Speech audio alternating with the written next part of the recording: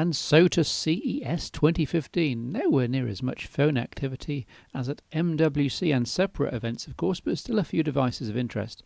LG has announced the G Flex 2 with smaller 5.5-inch screen, but now 1080p, plus there's a Snapdragon 810 processor now with up to 3GB of RAM and 32GB of storage.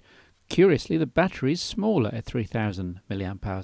Plenty of other top-end specs, including a 13-megapixel sensor with OIS and laser focus. It runs Android 5 with LG's UI on top. Asus had two big announcements. The $200, that's about £140, out of contract, i.e. SIM-free, all-in Zenfone 2 has a 5.5-inch 1080p display, a 2.3 GHz Intel Atom chipset and 4GB of RAM. Maybe the chipset needs it. Plus the now de rigueur 13-megapixel camera with HDR and a True Tone flash, plus a 3000 mAh battery with fast charging tech. Seriously good value if the price is true. Looking remarkably like a black Lumia 1020, the Zenfone Zoom has similar specs, but with a 3x optical zoom mounted transversely thanks to an internal mirror. This one might not ship until the summer though. Samsung finally took the wraps off its Galaxy A7. It seems that the metal mid-range really is a thing, and why not? This looks terrific. The A7 has a 5.5-inch 720p Super AMOLED display, 2GB of RAM, and a couple of processor and chipset options depending on market.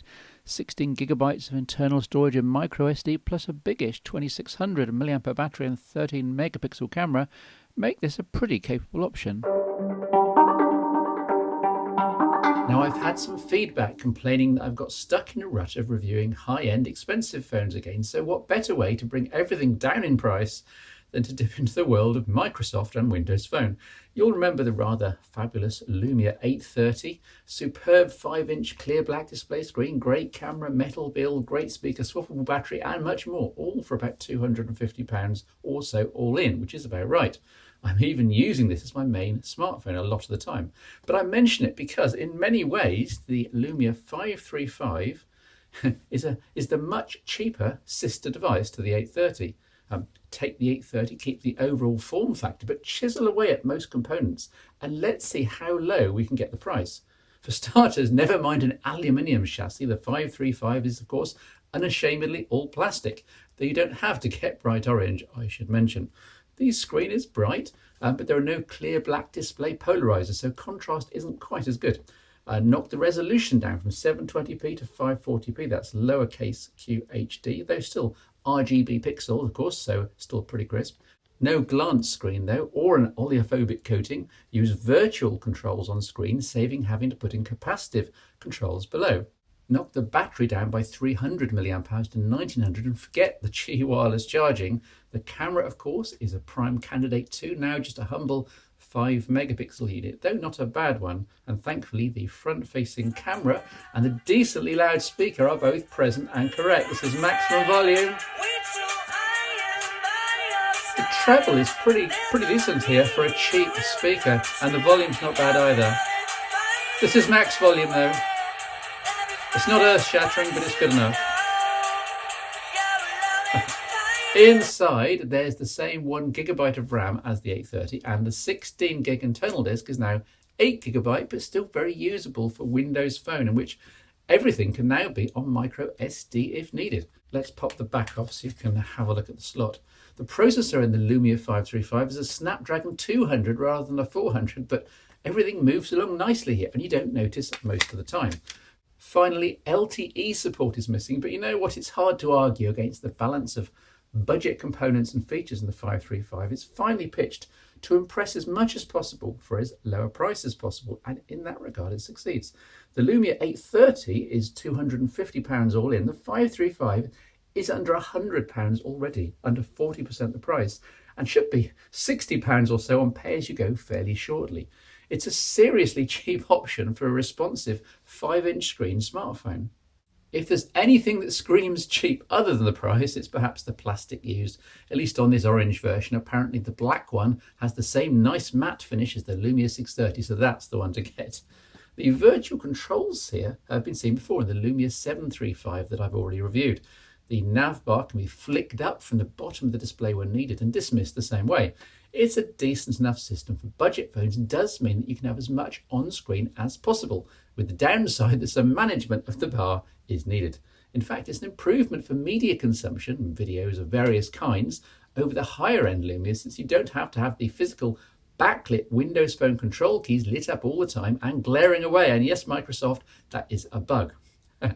There's little point in rehashing the applications and user interface for you viewers. You'll have seen all of this before, though it's good to see Cortana and start screen folders out of the box on a Windows Phone.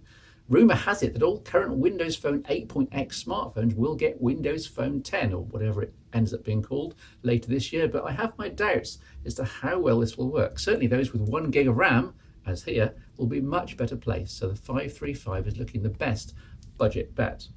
As you might have guessed from my sister comment earlier, the 1905 mAh battery here in the 535 is in the L4A series, yes, and also fits the likes of the Lumia 830, which uses the higher voltage 3.8 volt BV variant, and both phones work with both batteries, giving users extra options when looking for drop-in emergency replacements. With typical 535 use, the battery is more than up to the task and will probably last a user a full 2 days on a charge. The Lumia 535 is claiming to clean up down at the low end for the sub £100 devices, and it stands a decent chance. Of the well-known brands, the Motorola Moto E is perhaps the biggest competitor, but I think most people would rather have the 535 if there wasn't an OS or ecosystem bias already. Time for another in my periodic sponsored reviews of Proporter bits and pieces. As usual, I only plug the accessories I think are worth recommending. New is this SafeKeep real leather wallet with a twist, and by the way, yes, it passes the Steve smell test. The basic design is the same as my normal wallet here, but the unique selling point of the SafeKeep design is the special RF shielding lining built into either side of both the front 2 slots. Here on the right, put a card in either and their contactless NFC chips won't be readable by anything in the outside world. Plus, they won't be able to interact with each other either, something which may become more important in the future.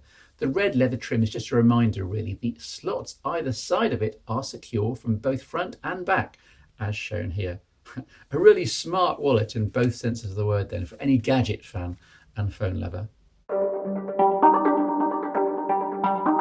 What I'd like to show here is the result of much research into third-party Android camera applications. Now I'm using Cyanogen mods, so the stock camera app is pretty rubbish, but Camera FV-5, with a rather unusual name here, does a great job. By the way, notice it came up in maximum brightness mode, really driving the display hard. That's actually very useful when you're outside in indeterminate lighting conditions, knowing that you can always see exactly what you need to see on the screen. Notice falling under the right thumb, a really easy EV stop control. You can just adjust this and get every shot to have the perfect exposure for what you need. Along the bottom, ISO control, metering modes, all the different focusing modes, and I tend to prefer tap to focus, but I'm sure you'll have your own favourites. White balance, playback of the last image taken, flash options of course, and then shooting options, in terms of bracketing, time lapse, timer delay, stabilization, burst mode, and so on. Up at the top left, we've got the menu, loads of general camera settings, including what all the different hardware buttons do on the phone. Then, of course, you've got the photo encoding settings and viewfinder, including that maximum screen brightness I was telling you about earlier on. So plenty to fiddle with there. Also, having taken a shot like that, along the top of the screen, it confirms the settings used with the automatic algorithms by the application. Here, a 33rd of a second. This is low light shot, of course, indoors. So a top-notch application. You also can't get out of it by mistake because you have to press the back button twice. So Camera FV-5, I think for any stock Android application or custom ROM, that's a pretty good option for your camera needs.